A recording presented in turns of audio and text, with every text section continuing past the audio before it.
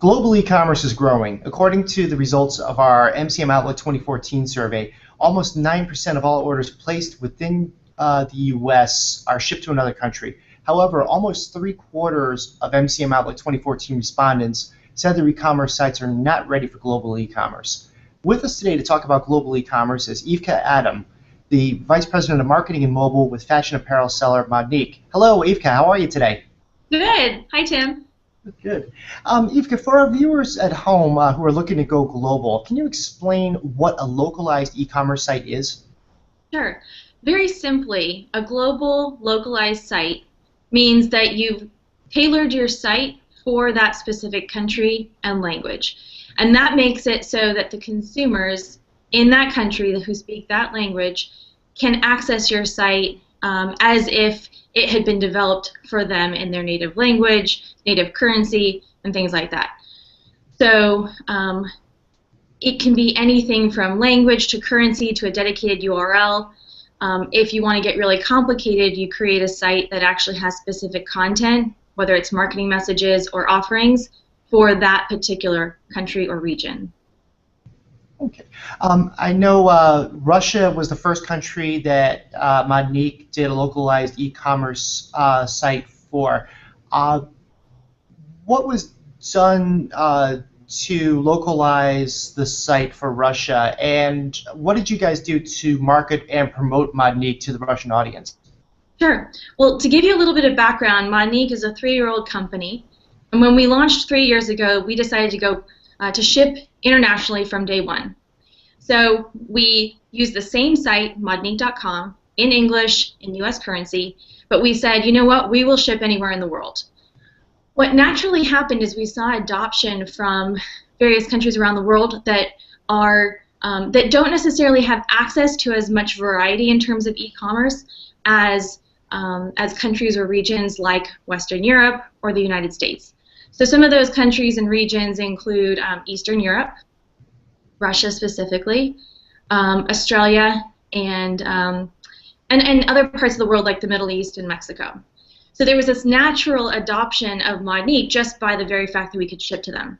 And we saw that Russia was one of the fastest growing regions, and we said, you know, why don't we just go ahead and localize into a Russian version of the site so that our customer base over there can enjoy Modnique in their own native language, see the prices in their own currency, and that would support the natural growth we were seeing. So the way we marketed it, to answer the other part of your question, is we did a couple different things. First of all, we had to look at what are the differences in the Russian region among Russian-speaking countries in terms of marketing. What are they used to seeing? And there's a couple slight differences. First of all, Odnoklassniki and VK are the predominant social networks, and they're much more popular than Facebook. So naturally, we wanted to make sure we get a presence there. Second, we make sure that we were providing promotions and we were honoring their retail calendar. So in addition to just looking at what kind of major global retail calendar moments there are around the world, we wanted to specifically zero in on the days that are important to Russia. So that meant that as an example, our holiday season didn't end with New Year's Day, like it does in most Western countries in the US. It meant that we were doing promotions around Students' Day and Orthodox Christmas and Orthodox New Year, which all occur into January. So those are a couple of the little different things that we did to focus on our Russian customer. You mentioned some of these other countries too, Australia, Ukraine, Canada, Belarus, and there's some other Middle Eastern countries too.